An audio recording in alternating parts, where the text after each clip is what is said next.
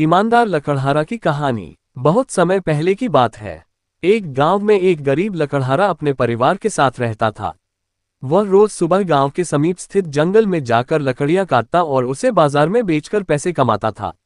इस तरह उसकी और उसके परिवार की गुजर बसर चल रही थी। एक दिन वह जंगल में नदी किनारे लगे एक पेड़ की लकड़ियां काट रहा था। अचानक उसकी कुल्हाड़ी उसके हाथ से छूटकर नदी में जा गिरी। नदी गहरी थी, जिसमें उतरकर कुल्हाड़ी निकाल पाना लकड़हारे के लिए संभव नहीं था। लकड़हारे के पास एक ही कुल्हाड़ी थी। उस कुल्हाड़ी के नदी में गिर जाने से वह परेशान हो गया।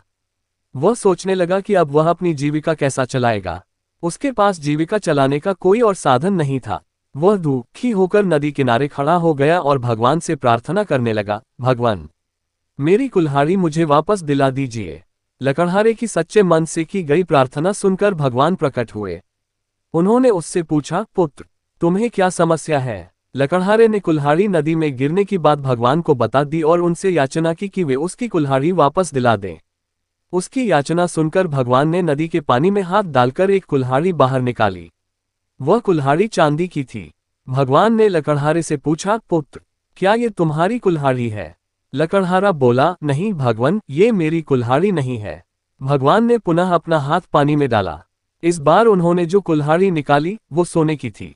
उन्होंने लकड़हारे से पूछा, पुत्र, क्या ये तुम्हारी कुल्हाड़ी है? लकड़हारा बोला, नहीं भगवान, ये मेरी कुल्हाड़ी नहीं है। भगवान बोले, इसे अच्छी तरह से देख लो, ये सोने की कुल्हाड़ी है। क्या वास्तव में ये तुम्हारी नहीं है? नहीं भगवान, लकड़हारा बोला, सोने की इस कुल्हाड़ी से लकड़ियां नहीं कटती। ये मेरे किसी काम की नहीं है।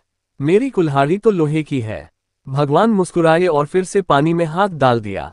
इस बार जो कुल्हाड़ी उन्होंने निकाली वह लोहे की थी। वह कुल्हाड़ी लकड़हारे को दिखाते हुए भगवान ने पूछा, पुत्र, क्या यही है तुम्हारी कुल्हाड़ी?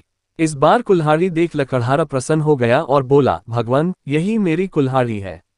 आपका बहुत बहुत धन्यवाद। भगवान लकड़हारे की ईमानदारी देख बहुत प्रसन्न हुए और बोले, पुत्र, मैं तुम्हारी ईमानदारी से बहुत अत्यंत प्रसन्न हूँ, इसलिए तुम्हें लोहे की कुल्हाड़ी के साथ साथ सोने और चांदी की कुल्हाड़ी भी देता हूँ। ये कहकर भगवान अंतर्ध्यान हो गए। कहानी अच्छी लगी हो तो मेरे चैनल को सब्सक्राइब करें, संजीव हिंदी कहानी चैनल।